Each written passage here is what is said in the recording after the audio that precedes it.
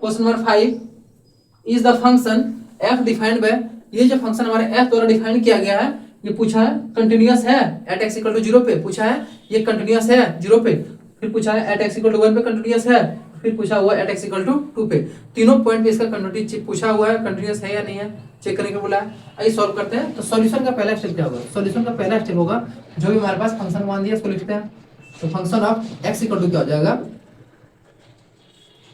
Function का मान x तब होगा यदि x का वैल्यू 1 से छोटा या बराबर होगा।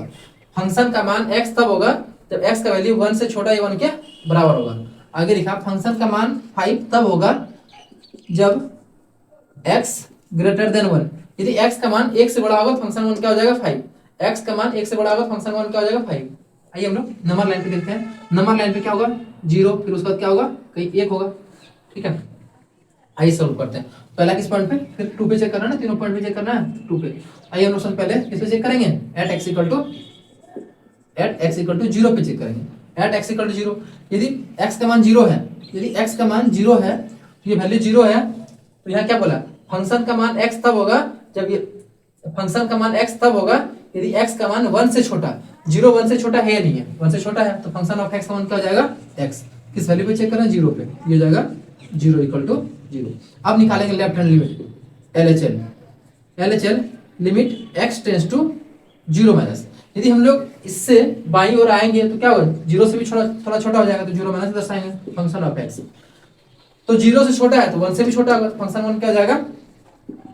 Limit x tends to 0 minus function of x का मान क्या होगा x। अब 0 से कितना छोटा होगा? 0 से कितना छोटा होगा? जब 0 से बाईं ओर आएंगे तो 0 माइनस h, 0 माइनस h के बराबर हो जाएगा।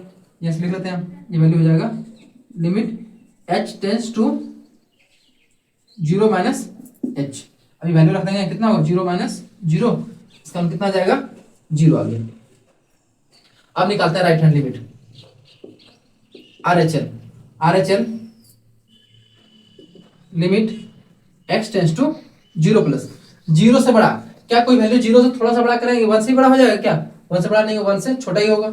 यदि 1 से छोटा है तो फंक्शन का मान क्या लेंगे? फंक्शन का मान लेंगे x limit x tends to 0 plus function का हो जाएगा x limit h tends to 0।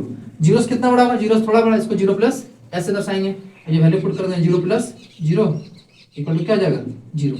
अब ऐसे लिखते हैं क्योंकि फंक्शन ऑफ x का मान, फंक्शन ऑफ x का मान, लेफ्ट हैंड लिमिट का मान, राइट हैंड लिमिट का मान सारा आपस में कैसा है? इक्वल है। तो लिखेंगे क्योंकि LHL equal to RHL equal to function of x, इसीलिए f of x equal to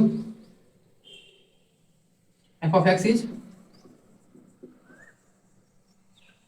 continuous at x equal to 0। ये फंक्शन जो है function of x equal to continuous है किस पॉइंट पे? एट x इक्वल टू 0 पे। अब लोग चेक करते हैं एट x इक्वल टू 1 पे, तो लिखते हैं एट x इक्वल टू 1। यदि 1 पे कंटिन्यूटी चेक करेंगे तो फंक्शन ऑफ x का मान क्या होगा? यदि यहाँ लिखा हुआ साफ साफ x का मान 1 से छोटा या 1 के बराबर होगा तो फंक्शन का मान क्या होगा? x से बराबर। पुट करते हैं वैल्यू, देखो 1 इक्वल टू 1। अब निकालते हैं हम लोग left hand limit LHL limit x tends to, यदि हम लोग 1 से लेफ्ट की ओर आएंगे तो क्या होगा? 1 से थोड़ा सा छोटा वैल्यू होगा, 1 से छोटा वैल्यू होगा तो 1 माइनस दर्शाएंगे फंक्शन ऑफ x। यदि 1 से थोड़ा छोटा होगा तो इस वैल्यू को हम लोग किस पर लेंगे? यदि x का मान 1 से छोटा होगा तो फंक्शन मान क्या हो जाएगा x। 1 से कितना छोटा होगा?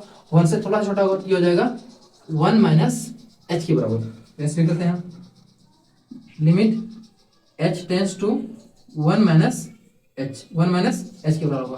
अब यहाँ वैल्यू लगा देते हैं, ये हो जाएगा 1 minus 0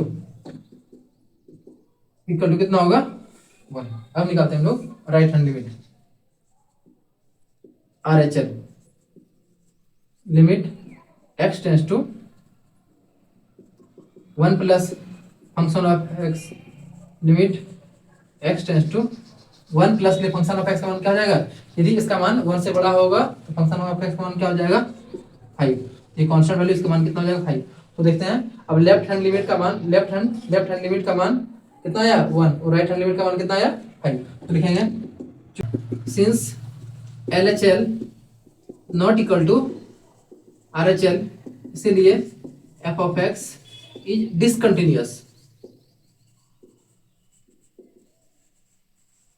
discontinuous at x equal to 1। ये जो है लेफ्ट हैंड लिमिट का मान और राइट हैंड लिमिट का मान इक्वल नहीं है, इसलिए कैसा होगा फंक्शन कंटिन्यूअस नहीं होगा, कैसा होगा डिसकंटिन्यूअस। तीनों में से left hand limit, right hand limit और फंक्शन ऑफ x तीनों यदि बराबर होगा तो कंटिन्यूअस, और तीनों में से कोई एक भी बराबर नहीं होगा तो क्या हो जाएगा डिसकंटिन्यूअस।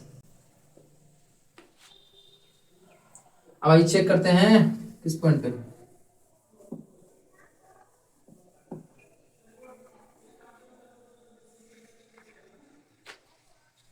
अब निकालते हैं एट एक्स इक्वल टू 2 पे फंक्शन ऑफ एक्स का मान क्या होगा। यदि एक्स का मान 2 होगा तो 1 से बड़ा होगा, यदि यहाँ साफ साफ लिखा हुआ यदि 1 से बड़ा होगा तो फंक्शन का मान क्या हो जाएगा 5। अब निकालते हैं हम लोग left hand limit LHL limit x tends to 2 minus 2 से यदि थोड़ा सा छोटा होगा तभी भी क्या होगा 1 से बड़ा, तो 1 से बड़ा तो फंक्शन का मान क्या हो जाएगा 5। इसका मान कितना आ गया 5। अब निकालते हैं हम लोग RHL limit x tends to 2 से बड़ा, यदि 2 से बड़ा है तो 1 से तो बड़ा होगा ही, तो फंक्शन का मान क्या आ जाएगा 5। इसका मान कितना आ जाएगा 5। तो लिखेंगे since LHL equal to RHL equal to function of x, इसलिए f of x is continuous at x equal to 2। तो ये फंक्शन जो है 0 पे और 2 पे कैसा निकला कंटिन्यूअस, और 1 पे कैसा डिसकंटिन्यूअस। 0 और 2 पे कंटिन्यूअस और 1 पे डिसकंटिन्यूअस।